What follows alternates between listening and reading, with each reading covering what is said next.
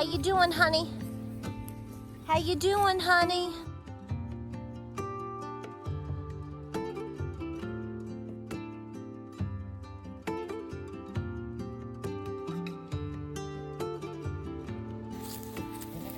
Are you happy?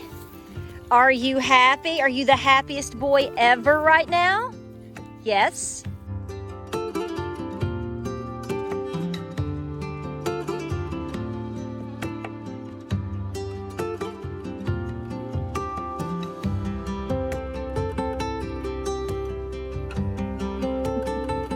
So hey guys, welcome to Appalachia's Homestead. It's in the evening time now. We are praying for major rain. I think it's gonna go around us, so I turned on the sprinkler. You know how that works. You get rain after you've watered.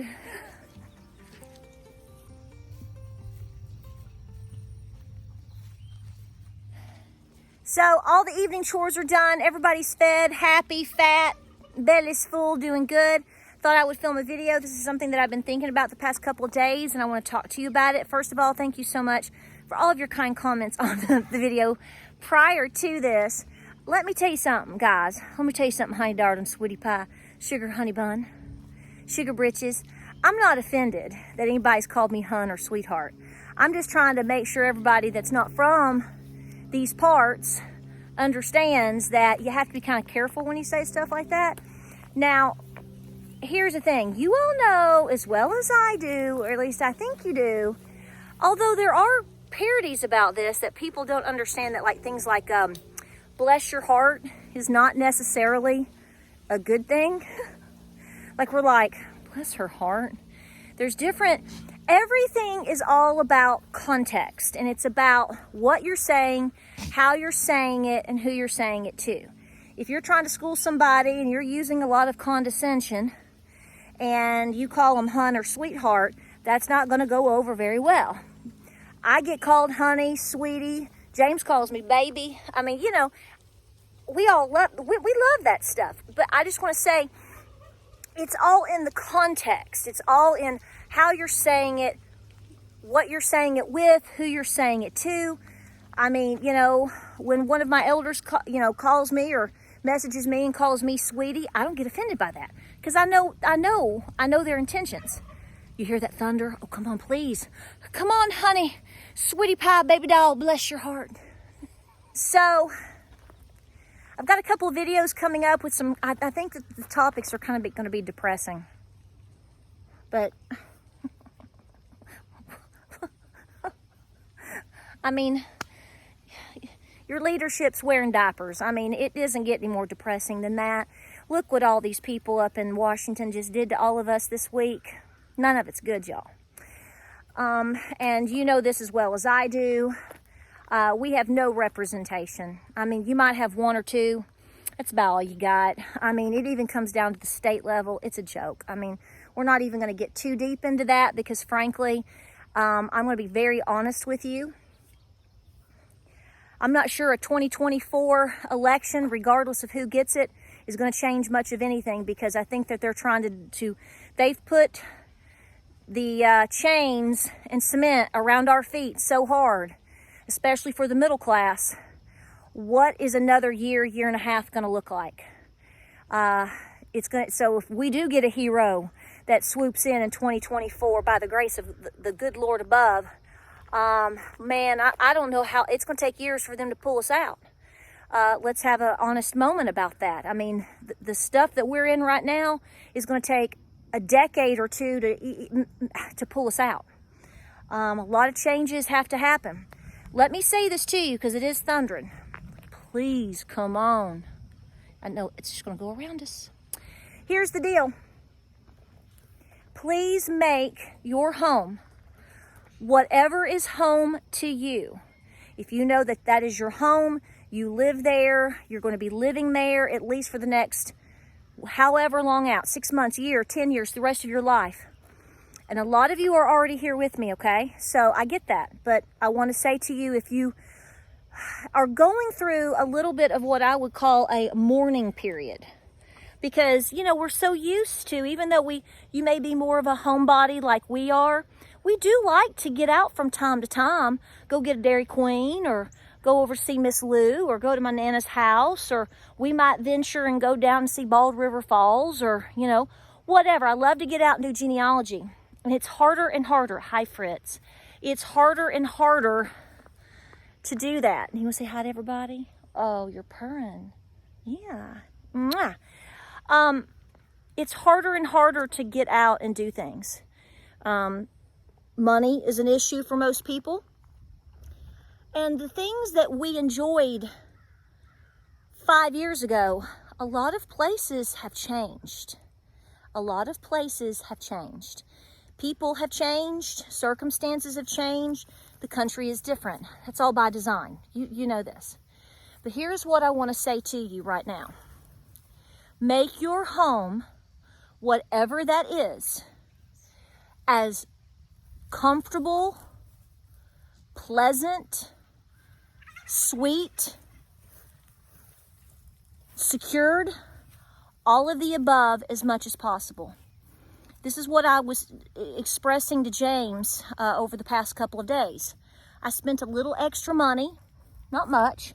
I bought a little extra pack of zinnias. I'm going to get another wind chime. I bought two new little chairs to sit on my porch. Two little, you know, fake Adirondack chairs. I don't get those big wood ones. They're beautiful. They are so expensive. But do you see what I'm saying? The more time presses forward, the more, maybe it's age, but I don't think so. You know, we may get out. You might get out. You might have to go run errands. You go to work. We have to do things from time to time, but it doesn't take very long. And I want to be back home. I want to be out here brushing my new cow. I want to be making some homemade bread and spaghetti. I want to look out and see my puppy dog running around in the yard. This is my refuge. I firmly believe that you're going to find that you're going to want to be home more and more and more, as much as possible actually, as time continues to tick forward. I see you, buddy. Because this is where you feel safe. So I don't know what that means to you. I know for me, trying to straighten up my house, get chores done, organize some spaces, have a few little extra flowers, you know, all the things. I mean, even if it's like, I laughed, don't laugh. I seriously laughed. I'm like, we're going to be cooking, you know, we cook a lot and we're going to be cooking more. And I went, I'm going to get me one of those little ladles. I told James, I said, you know what I need? I need one of them ladles of the Loch Ness Monster. Isn't that cute? I'm not going to the beach. You're not going to the beach, most likely. You know, it's hard to get away from home. But that's why I always love little day trips, if we can do them. But they're not as pleasant as they used to be. It's just like we go out, we get things done, and then I'm like, okay, I want to go back home. I want to be where I feel like I need to be, where it's safe, where it's secure. I know what's around me. I'm taking care of my kids. I'm taking care of my husband. I'm taking care of my animals, and I'm happy here. And this is what I want to say to you. So I have to talk to myself about this, and I know you do too. Hey, girlfriend. I think we're all, maybe you've already gone through it. I think I've already gone through it. But it's very true that I think a lot of people are mourning what we used to know. James and I talk about all these things all the time, especially in front of our kids. Well, if we're at the dinner table or if we've had to go see Nana or whatever we're doing, we talk very open and very frank about what used to be here or what isn't here anymore or what this used to look like. I want my kids to know these things. And I want them to feel secure coming back home. I want them to feel happy being here. It's your refuge, if you will. So I'm not talking about this even on a prepper level. I'm not talking about this from a preparedness level. I'm talking about this from a mental sanity moment. We have to have that.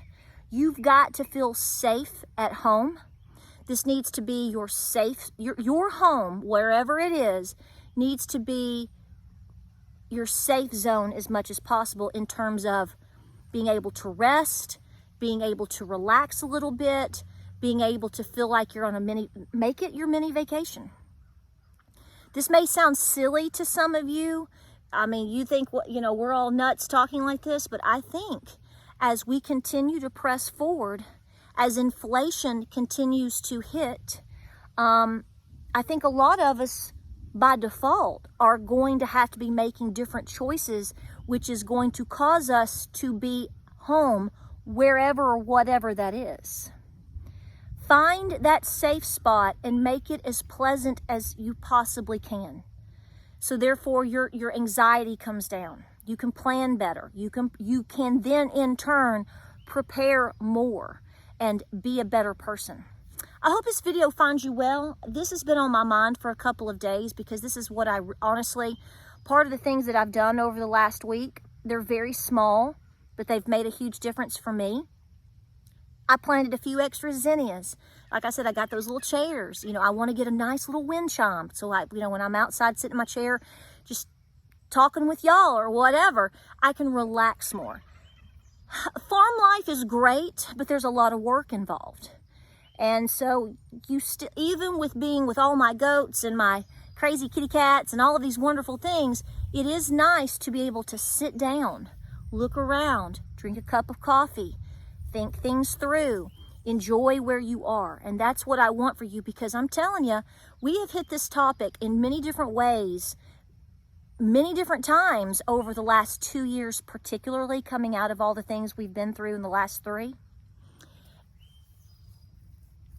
Everyone's mental sanity, stability is, in my opinion, next to is your relationship with God, your relationship with your family. All of these things are at the top, but your mental stress has to come down. Mine too. So to be a good farmer, to be a good wife, to be a good mom, to be organized, to be prepared, we have to have these moments. So create that space. Make it where you are most comfortable and safe, which is home. Guys, we have a lot of videos coming up this week. All the animals are doing great. Miss Daffodil's doing great. She let me get in the field with her today, and I started brushing her. She thought she had gone to heaven, y'all. She loved it. So she's doing great. So thank you so much for your support. So listen, I'm going to break. I'm going to go put some homemade lasagna in the oven. Doesn't that sound good? I think so. And we will have a lot of videos coming up this week. Stay safe. Stay busy, but do take the time to create a moment every day where you can sit and you can chill and you can think and you can do your devotions, you can process, you can organize, whatever you need to do. But it's important that we stay here together. Like, subscribe, and share. A lot of videos coming your way. We'll see you on the next one.